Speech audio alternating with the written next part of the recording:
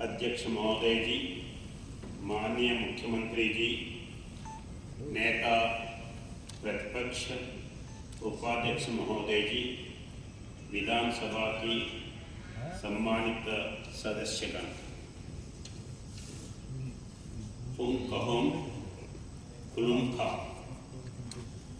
वो वदेभूषण चंगमुंग नरोकनो लसोंगी अंग बेलाई तुम दोक्का अब्बो वो उतार नोकिनी बिशिंग तुई त्रिपुरा हस्तेनी लुक रत्नो हनी का कहम तेई बिशी खटानी कखम यफरनी। मैं त्रिपुरा विधानसभा 2025 के पहले सत्र के पहले दिन आप सभी को अपनी हार्दिक बधाई देता हूं। आज आपके संबोधित करना बहुत गर्व की बात है।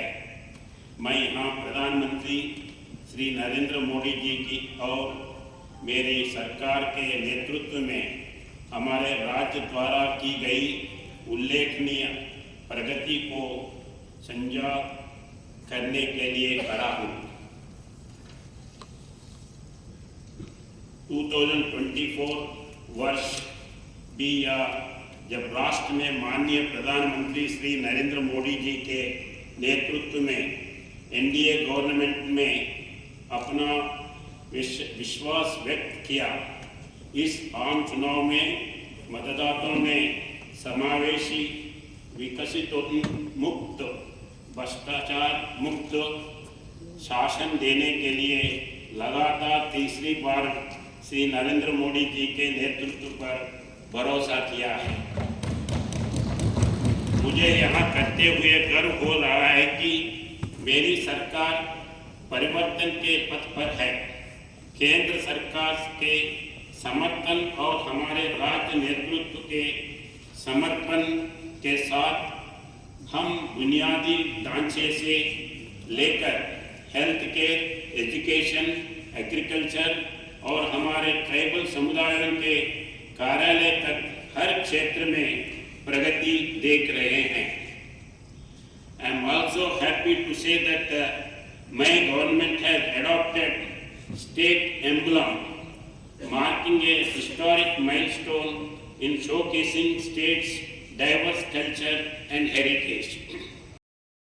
की 72 व बैठक 21 दिसंबर 2024 को माननीय केंद्रीय गृह मंत्री और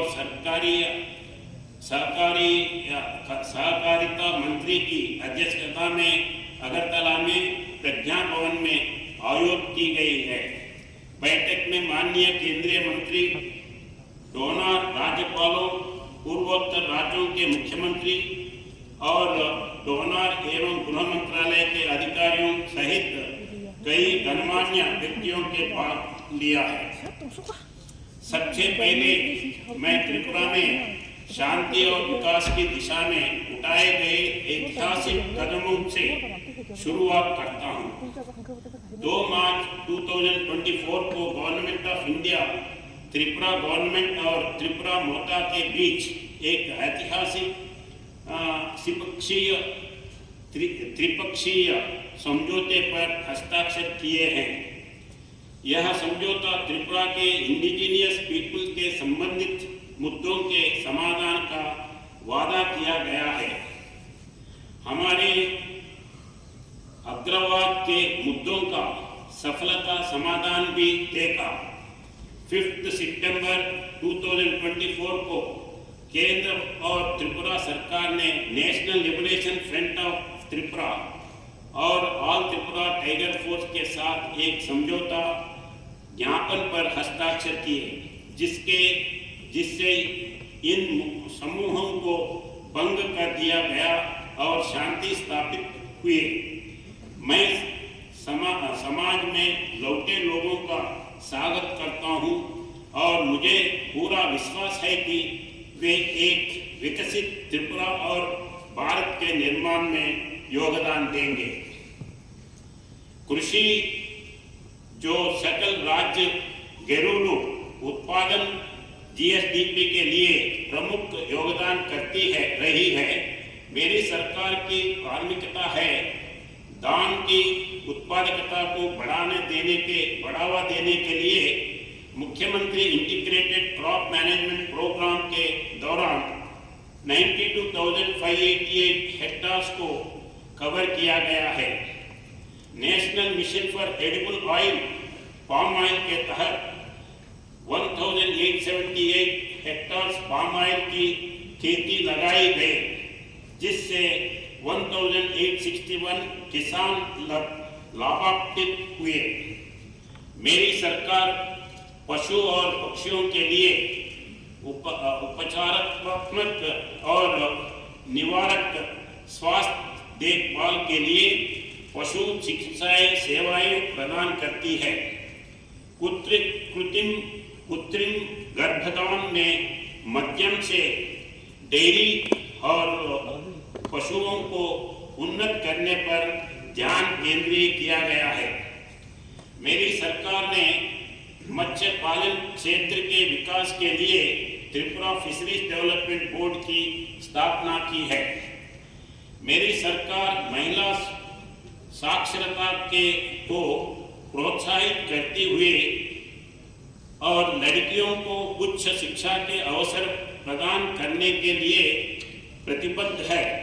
इस उद्देश्य से कॉलेज जाने वाली मेधावी छात्रों को मुफ्त स्कूटी प्रदान करने के लिए मुख्यमंत्री कन्या आत्मनिर्भर योजना शुरू की गई थी।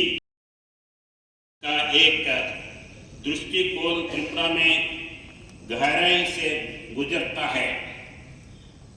राज्य सरकार यह सुनिश्चित करने के लिए अथक प्रयास कर रही है कि प्रत्येक नागरिक, चाहे उसकी पृष्ठभूमि या सामाजिक आर्थिक स्थिति कुछ भी हो, उसे बुनियादी सुविधाओं, शिक्षा, स्वास्थ्य सेवा और आर्थिक अवसरों तक पहुंच प्राप्त है। अंत्योदय या अंतिम व्यक्ति का आस्थान त्रिपुरा के विकास पथ में एक मार्गदर्शक सिद्धांत है, जिसका ध्यान महिलाओं, बच्चों और हाशिए समुदायों सहित समाज के सबसे कमजोर वर्गों को सशक्त बनाने के पर है।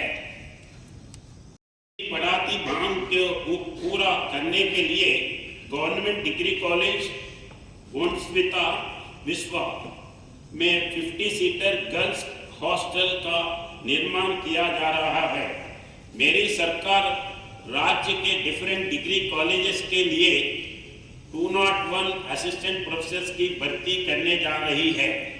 मेरी सरकार ने राज्य में माता त्रिपुर सुंदरी ओपन यूनिवर्सिटी की स्थापना को मंजूरी दे दी है।